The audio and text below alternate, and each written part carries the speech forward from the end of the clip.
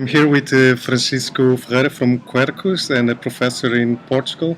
Francisco has a lot of experience in the COP19, the COP conferences, and we did some couple of questions for him to answer. Francisco?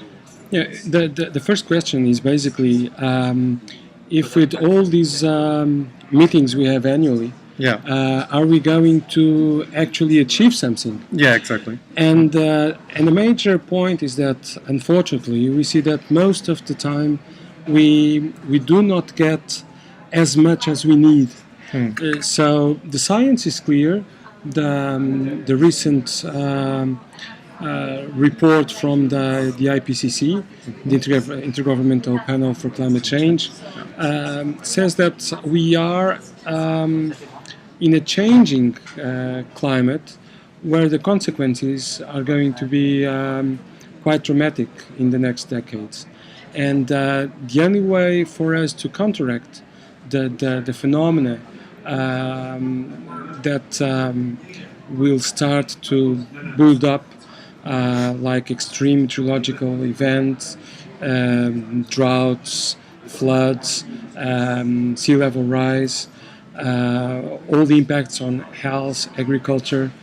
We do need to reduce the carbon footprint, the emissions of greenhouse gases of each country as soon as possible, particularly first basis from the developed countries, and then of course from the developing countries, particularly the emerging economies, not now but in the future ahead.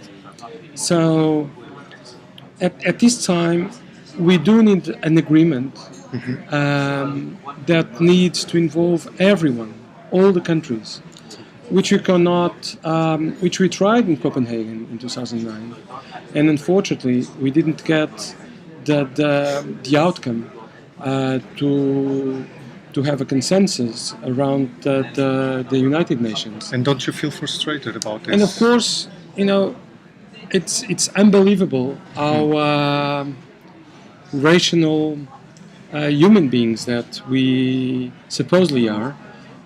We continue to threat the next generations because we don't have the political will to give up part of our short-term results in order to protect the next generations. And it's quite impressive how all the politicians, when they go to the plenaries, they stress the examples like the catastrophes we see in different parts of the world, and the need to act, and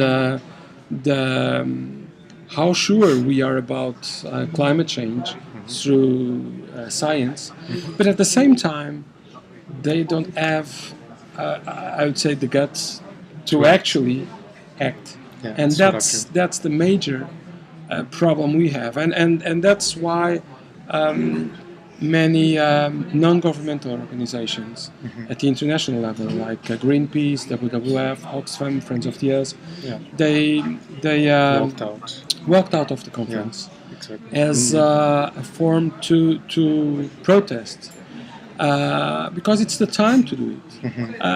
Every year, what we advance is just so little that it's too many people in the same place every year for such small decisions that we really need to speak out and to engage the population from outside of the conference to actually push for an agreement that, I wouldn't say save the planet, but at least minimize the impacts and the consequences of climate change. All right, thank you.